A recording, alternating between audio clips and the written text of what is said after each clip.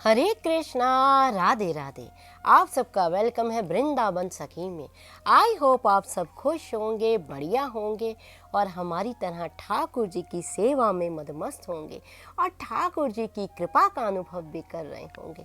तो फ्रेंड्स, आज हम इस विषय में बात करेंगे। मुझे कईयों ने लिखा, दीदी गोपाल जी को प्रसन्न करने का कोई आसान सा सरल सा तरीका बताइए जिससे हमारे गोपाल जी प्रसन्न हो जाएं।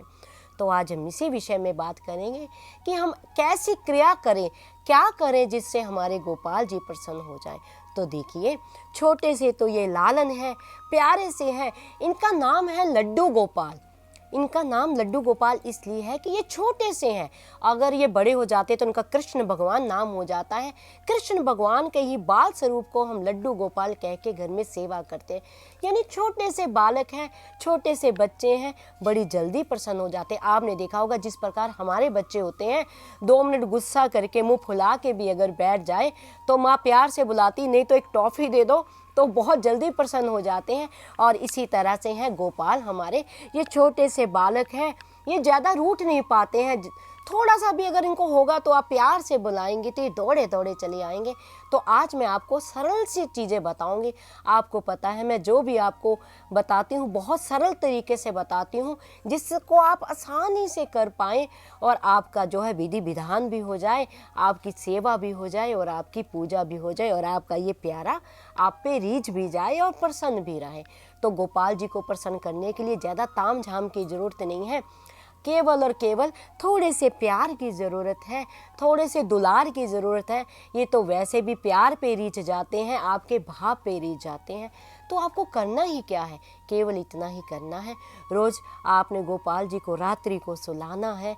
सुबह आपने बड़े ही भाव से गोपाल जी को ताली दे के या गरुड़ घंटी बजा के गोपाल जी को आपने उठाना है। उठाने के बाद आपने गोपाल जी को, देखो गोपाल जी की जो सेवाएं होती हैं जिससे गोपाल जी जल्दी प्रसन्न हो जाते हैं, मैं आपको वही 4-5 चीज़ें आपको बताऊंगी, ज़्यादा नहीं। आप टेंशन ना लीजिएगा कि दीदी कोई बहुत ताम झाम बता देंगी। मैं कोई ताम झाम नहीं बताऊंगी, केवल और केवल आपको 5-6 चीज़ें बताऊंगी जिससे आपके गोपाल जी आप पे जल्दी प्रसन्न हो जाएंगे। तो सर्वप्रथम सेवा जो गोपाल जी की होती है सुबह स्नान कराने की, क्योंकि कुछ लोग होते हैं डेली स्नान कराते हैं और कुछ लोग होते हैं खाली ओकेजन पे, जैसे एकादशी है या पूर्णिमा है, अमावस्या है, उस पे स्नान कराते हैं। तो देखिए, गोपाल जी की जो प्रथम सेवा है वो स्नान सेवा है।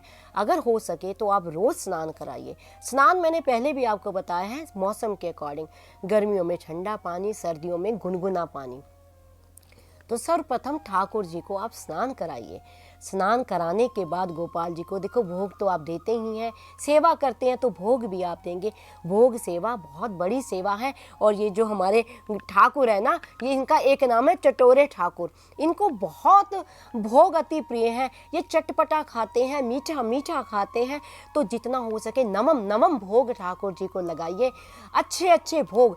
ये भाव रखिए, आज मेरा गोपाल ये खाएगा, आज मेरा गोपाल ये खाएगा। बोलो गोपाल तुम आज क्या खाओगे? और यकीन मानिए, अगर आप भाव से गोपाल को पूछेंगी ना, हृदय से पूछेंगी, तो आपके भीतर आवाज़ भी आएगी, सखी या मैया आज मोको यो खाना है, मैया मोको ये बना के दे। ये मैं आपको पहले भी कहती हूँ, ये भाव का सौदा है, प्रेम का सौदा है। ये कहने कहाने की बात नहीं है।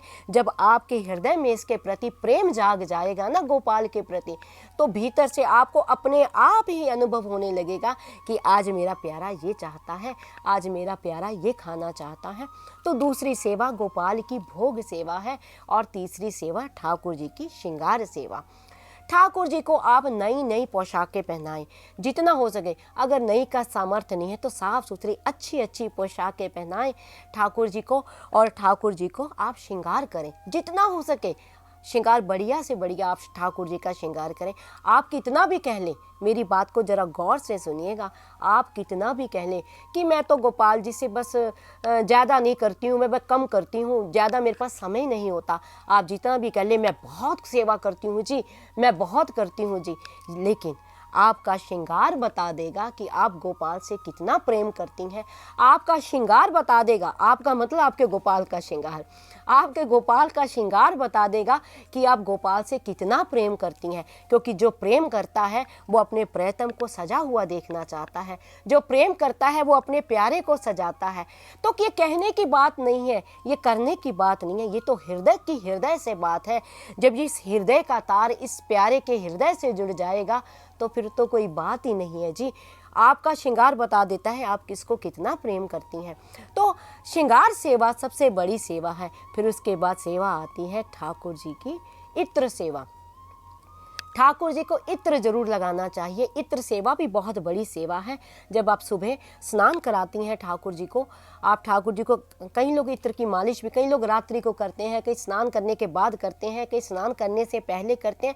वो नियम आपके अपने हैं, वो आप जाने आपको किस तरह से अच्छा लगता है या आपके हृदय में प्यारे किस तरह के भाव देते हैं, उसके भावों के अकॉर्डिंग आप ठाकुर जी को इत्र सेवा कर सकती हैं।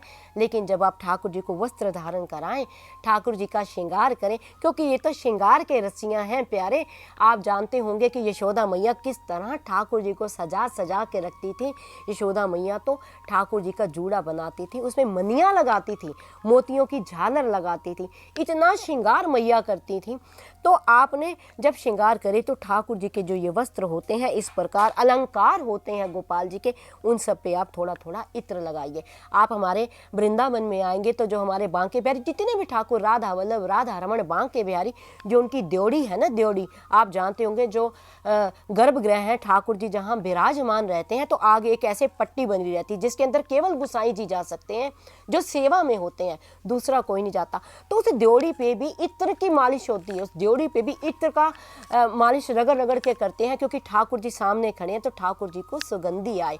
तो इत्र सेवा सबसे बड़ी सेवा है। तो ठाकुर जी को सुलाना, ठाकुर जी को उठाना, ये सारी सेवाएं ही हैं।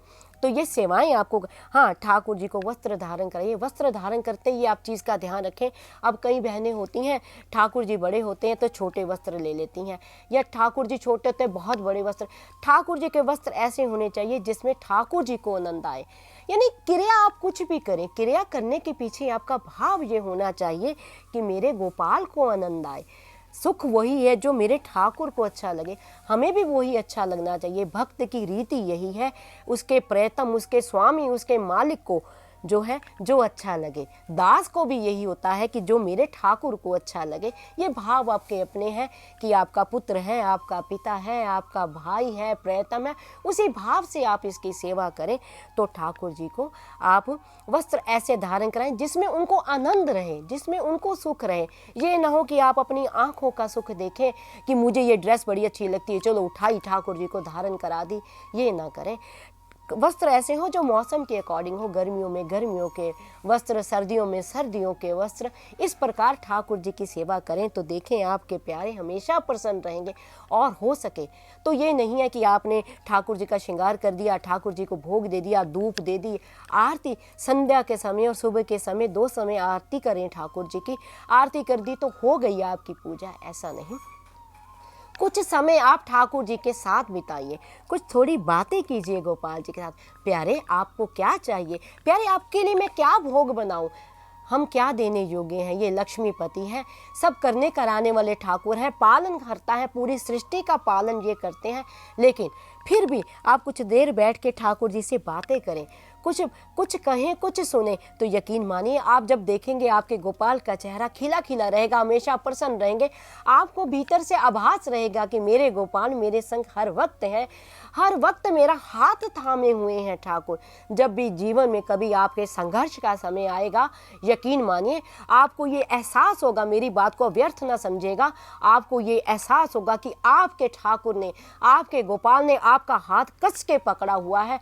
हर मुसीबत से आप आराम से निकल जाएंगे, हंसते हंसते निकल जाएंगे। अगर ये इस भाव से आप ठाकुर जी की सेवा करेंगे, इस भाव से ठाकुर जी को, तो आपके तो गोपाल दिखे। अब देखिए मेरे गोपाल जी का चेहरा हमेशा हंसता हुआ दिखेगा, आपको खिलखिलाते हुए दिखेंगे, क्योंकि हमारे भीतर भाव है, हमारा प्यारा, हमारा प्रियतम है।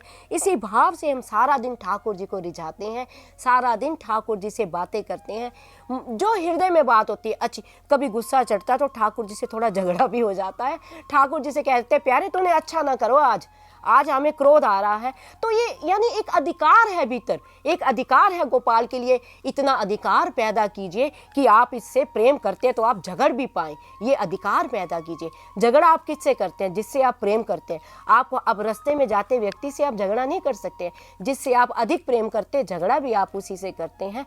तो इतना अधिकार पैदा करें कि जब आपको क्रोध आए तो प्यारे से आप झगड़ भी लें। यकीन मानिए, जिस रिश्ते से आप ठाकुर जी को निभा रहे हैं वो रिश्ता ठाकुर जी भी आपके साथ निभाएंगे। वो लीलाएं गोपाल आपके घर में नित्य प्रतिदिन करेंगे। तो ये छोटी छोटी सेवाएं हैं जो मैंने आपको गोपाल जी की बताई हैं। तो ऐसा करने से आपके गोपाल जी हमेशा प्रसन्न रहेंगे। तो आई होप आपको पता लग गया होगा ठाकुर जी की सेवा किस प्रकार करनी है। रात्रि सुलाना है, सुबह उठाना है, स्नान करना है, भोग देना है, इत्र सेवा करनी है।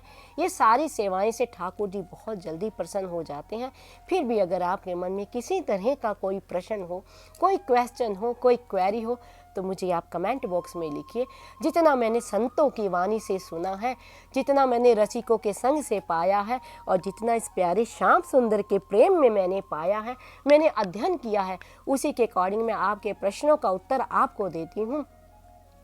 अगर आपको ये वीडियो अच्छा लगा हो तो इस वीडियो को लाइक करना, शेयर करना, सब्सक्राइब करना ना भूलें। हरे कृष्णा, राधे राधे।